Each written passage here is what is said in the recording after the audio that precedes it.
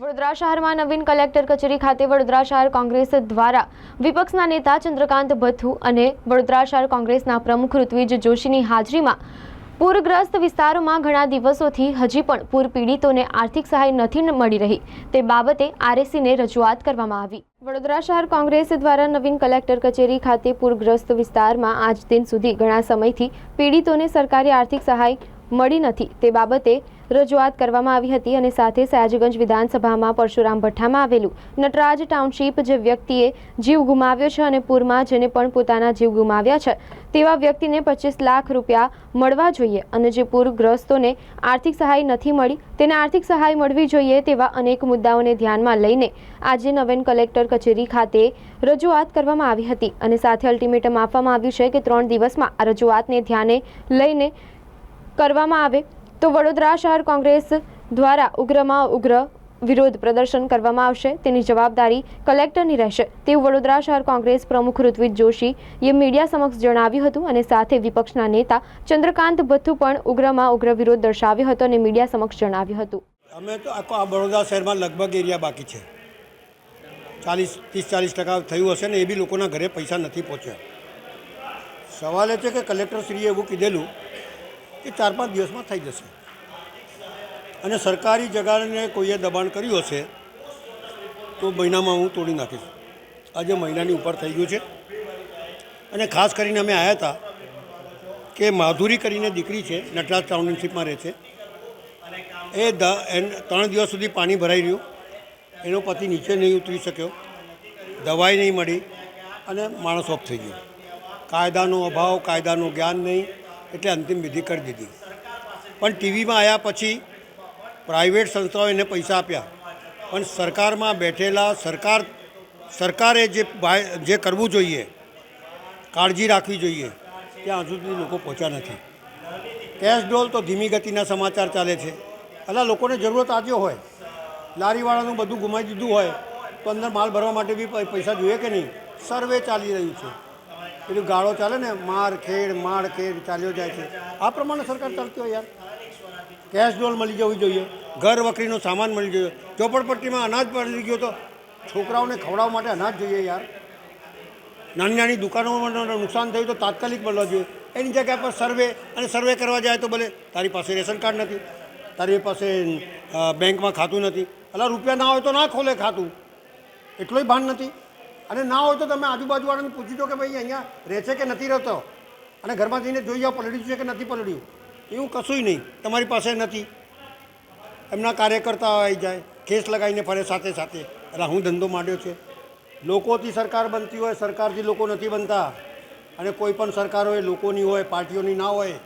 એટલે લોકોની કાળજી રાખવાની તમારી ફરજ છે, અને લોકોનો માટે જો સરકાર અધિકારીઓ નિમતા હોય ત્યારે અધિકારીઓ એમના ત્યાં પહોંચવા જોઈએ અને એમને જે સહાય મળતી હોય સરકારમાંથી તાત્કાલિક રિલીઝ કરવી જોઈએ એવું મારું સ્પષ્ટ માનવું છે।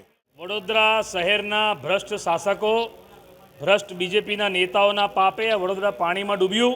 એક વખત નહીં, 2 વખત નહીં, 3 વખત આ વડોદરા શહેરના લોકોના ઘરોમાં, દુકાનોમાં પાણી આવ્યા, લોકોને આર્થિક નુકસાન થયા છે।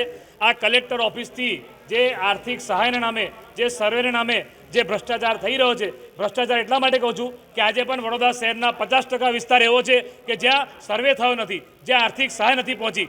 ખોડિયારનગર 4 રસ્તા, Varasiya ring road, Mujmahuda, Akota, Natraj township, Karelibaug, Anandnagar, Vadodara શહેરનો સમા, હરણી, મુજમવડા, દંતેશ્વર, તરસાલી, બધા બહુ વિસ્તાર, 50% વિસ્તાર એવા છે। આ વડોદરાના કલેક્ટર જે ચૂંટણીના મેઇન સર્વોચ્ચ કે અધિકારી કહેવાય, જ્યારે ઇલેક્શન આવે છે ત્યારે કલેક્ટર તમે વડોદરાના બધા મતદારોના ઘરે વોટર સ્લીપ પહોંચાડો છો, બધાનો ડેટા છે, તો લોકોના ઘરોમાં પાણી ગયા તો પૈસા કેમ નથી પહોંચાડતા? ત્યારે એવું કહે છે કે અમારી પાસે ટીમ નથી। અને આ કલેક્ટરના અંડરમાં જે 4 મામલતદાર આવે એમાં જે ઉત્તર, દક્ષિણ અને પશ્ચિમના જે મામલતદાર છે એ પ્રજાનો નહીં, અમારો ફોન નથી ઉપાડતા, કારણ કે એમની પાસે ટીમ નથી, સ્ટાફ નથી। તો મુખ્યમંત્રી અને આ ગુજરાતના ગૃહમંત્રી તમે જે મોટી મોટી વાતો કરો છો, ભાષણ આપો છો કે અમે આટલા રૂપિયા મોકલ્યા, તો આ કરોડો રૂપિયા કઈ ગયા? શું એમાં ભ્રષ્ટાચાર થયો છે? લોકોના ખિસ્સામાં ગયા છે આ પૈસા? પ્રજા સુધી તો પૈસા પહોંચ્યા નથી, તો એ પૈસા પહોંચ્યા કઈ? લોકોના ખિસ્સામાં ગયા। અને આ વડોદરાના કલેક્ટર, આ બધા અધિકારીઓને ભ્રષ્ટ શાસકોએ તો ઢાંકણીમાં પાણી લઈને ડૂબી મારો। જે યુવાન દીકરાએ જીવ ગુમાવ્યો નટરાજ ટાઉનશીપમાં, મનોજ પાટીલ કરીને, અને એમના ઘરનો કમાઉ દીકરો જેને આ પાણીના પૂરમાં જીવ ગુમાવ્યો એના પરિવારને આજે રજૂઆત કરવા આવવું પડે છે. શરમ આવી જોઈએ આ લોકોને. આર્થિક સહાય અમે કોંગ્રેસ પાર્ટીએ માંગણી કરી હતી. આપ સૌ સાક્ષી છો કે 25 લાખ રૂપિયા જે લોકોએ જીવ ગુમાવ્યો છે એમના ઘરમાં પૈસા આપવા જોઈએ. 1 રૂપિયો નથી પહોંચ્યો અને જોવા નથી ગયા. એટલા જાડી જામડીના છે કે માનવતા પણ ભૂલી ગયા. શરમ નથી આવતી આ લોકોને. પોતે તો એર કન્ડિશન કેબિનો વેડીને સરકારનો પગાર ખાય છે. આ પ્રજા વેરો ભરે છે ત્યારે આ બધાને પગાર મળે છે. પણ જે પ્રજા વેરો ભરે છે એ પ્રજાને તડછોડી દીધી અને પ્રજાને તમે પાણીમાં ડૂબવા માટે મૂકી દીધી. અને એમના નેતાઓ જ્યારે ગૃહમંત્રી આવે અડધી રાત્રે, મુખ્યમંત્રી આવે ત્યારે વાતો એવું કરે કે ભાઈ તમે વડોદરા શહેરને તમે કેમ ના બચાવ્યું, તમે કેમ પાણીમાં ડૂબવા દીધું. તો મુખ્યમંત્રી પણ તમે જવાબદાર, ગૃહમંત્રી તમે જવાબદાર. વડોદરા શહેરના નાગરિકો 5 વાગ્યા સુધી ગરબા રમશે ને ત્યારે એમને ન્યાય નહીં મળે, પણ એમને તમે આર્થિક સહાય આપો. આ વડોદરા પાણીમાં ડૂબ્યું ત્યારે એમને ન્યાય મળશે. પણ આ લોકો બોલ બચ્ચન મોટી મોટી વાતો કરવાની. વડોદરાના મેયર સણા પડશે, એમના ડેપ્યુટી મેયર, એમના ધારાસભ્યો, એમના સાંસદ બધા કઈ ખોવાઈ ગયા. ચૂંટણી વખતે તો હાથ જોડીને વોટ માંગવા ગયા, લાખો વોટ આપ્યા, લાખો રેકોર્ડ બ્રેક વોટ આપ્યા. પણ આ ભાજપના નેતાઓએ, આ ભ્રષ્ટ અધિકારીઓએ આ વડોદરાને પાણીમાં ડૂબાડવામાં રેકોર્ડ બ્રેક કરી નાખ્યો. 3 વખત પૂર આવ્યું. આ ગુજરાતમાં હાઈએસ્ટ પૂર આ વડોદરામાં આ ભ્રષ્ટ શાસકોના પાપે આવ્યું છે. અગાઉ પણ રજૂઆત કરી છે. કલેક્ટરે અમને 3 દિવસનો ટાઈમ આપેલો. કલેક્ટર જુઠ્ઠું બોલ્યા છે. વડોદરાના પ્રજાની માફી માંગવી જોઈએ આ બીજેપીના નેતાઓએ અને આ કલેક્ટરે. આજે એમના પ્રજાપતિ સાહેબને આપ્યું છે 2 દિવસ સમય આપ્યો છે. જો 2 દિવસમાં નહીં થાય તો આંદોલન લઈને મોરચો લઈને આવીશું, રજૂઆત કરીશું. અમે આ વડોદરાની પ્રજાને જ્યાં સુધી ન્યાય નહીં મળે, દરેક વિસ્તારમાં સર્વે નહીં થાય, આર્થિક સહાય નહીં પહોંચે ત્યાં સુધી અમારું આંદોલન, અમારી લડત લાંબી છે. ભલે નવરાત્રિ માતાજીનો તહેવાર શરૂ થઈ રહ્યો છે પણ અમે વડોદરાની પ્રજાને યાદ કરાવતા રહીશું. આપણા માધ્યમથી કહું છું કે જો ભૂલતા નહીં આ પૂરને. આપણે કોરોના ભૂલી ગયા, આપણે વડોદરા શહેરમાં 2004થી 20 પૂર આવ્યા એ ભૂલી ગયા. બધું ભૂલીને તમે ભાજપના નેતાઓને વોટ આપ્યા અને આજે એ બેશરમ બનીને આ નેતાઓ તમાશો જોઈ રહ્યા છે, વડોદરાની પ્રજાની મજાક ઉડાઈ રહ્યા છે. પણ આ પ્રજા અને ભગવાન કોઈ દિવસ આ લોકોને માફ નહીં કરે.